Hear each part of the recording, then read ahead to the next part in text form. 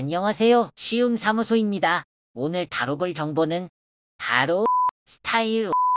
요즘 바로 스타일 등의 불법 업체가 중고차 페어링, 구독 서비스라는 명목하에 제공하는 불법 상품에 많은 피해자가 발생할 것으로 예상됩니다.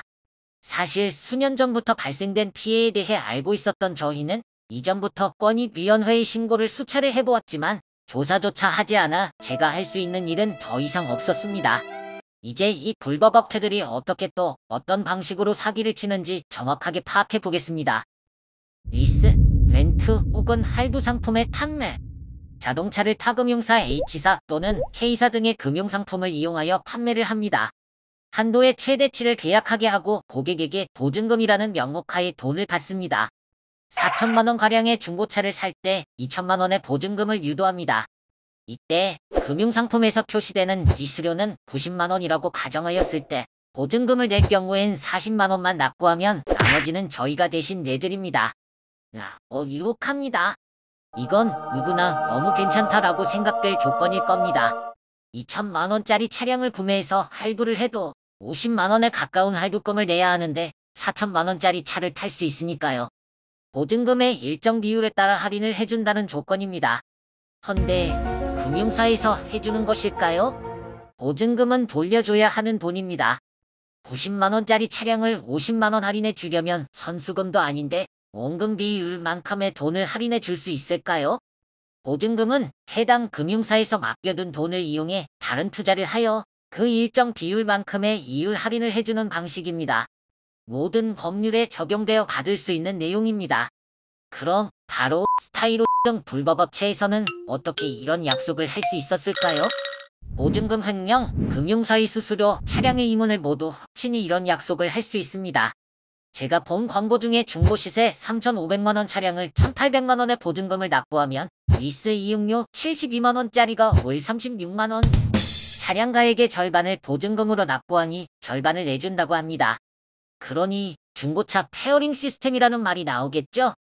해지하면 큰일 나니까 계속 돌리고 어떤 유튜브가 불법이다라고 나선 건 참 좋습니다. 그런데 아무런 조사 없이 해결 방법도 없이 그냥 싸우기만 하면 되는 게 맞을까요? 이제 그 업체들은 지금까지 영업해온 사실이 있으나 사기 또는 횡령은 아니었다 거짓말하며 부도 처리하면 모든 피해는 또다시 이용자의 책임이 되는 겁니다. 지금이라도 이런 피해를 받으신 분들은 꼭 행동에 나서기 바랍니다. 금융상품을 판매하는 과정에서 보증금을 금융사가 아닌 해당 업체에서 받았으니 이분들은 이제부터 금소법을 적용받게 됩니다. 금융상품의 중개에 있어 보증금을 직접 받은 사실이 있기 때문에 이분들은 중개업자의 지위를 취득하였습니다. 그럼 같은 법 제12조에 따라 금융모집인의 자격을 취득하였어야 하며 해당 자격이 없는 사람의 금융상품 판매는 제11조에 따라 불법 판매가 됩니다. 그럼 자격을 취득한 사람이라면 반박할 겁니다. 그렇겠죠. 금뱅이도 밟으면 꽁틀한다는데. 제28조, 제19조, 제20조 계약 내용의 설명에 있어 1,800만원의 보증금을 납입하고 할인받는 금액이 36만원이라면 60개월 동안 2,160만원의 할인을 제공받게 됩니다. 이게 가능하다고? 기적의 수익률입니다. 은행 연이율 4% 특별 상품 이런 거 왜 가입하시나요? 그럼 상품의 보증금을 받을 자격은 있었던 걸까요? 해당 회사는 금융상품의 중개업자로 금융상품 제공자가 아닙니다. 타 금융사의 상품을 중개하는 업자가 상품을 변형 훼손하였다면 금융사는 상품에 대해 인정하지 않았을 것입니다. 이는 불법 행위에 속하며 제47조 위법 계약의 해지를 통해 최근 5년 이내 중개업자의 위법 계약은 손해배상의 대상이 됩니다. 또한 회사의 출자금을 넘어선 투자금은 유사수신 행위에 속하게 됩니다. 즉, 이 계약에서 해당 업체가 약속한 것은 보증금 명목의 투자금을 받아 수익금을 차량 이용료를 대납해준다는 약속이었습니다.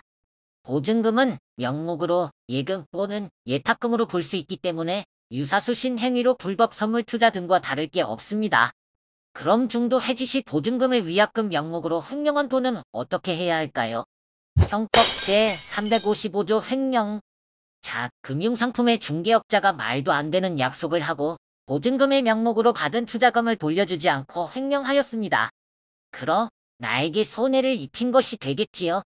일반 리스 렌트 상품을 이용할 때 보증금 1,000만 원을 거치한 후 중도해지 시 보증금 1,000만 원도 중도해지 수수료가 발생되나요? 이 보증금의 명목으로 납부한 돈은 중도해지 하더라도 그 보증금에 대해 중도해지 위약금을 산정하는 것은 불법입니다. 그 사실을 알고도 손해금을 발생시켰으니 이는 횡령에 해당합니다. 유사수신 행위 즉 예금 또는 예탁금은 원금을 보장한다는 내용으로 받은 보증금이기 때문에 차량 계약 해지에 있어 위약금은 불법입니다.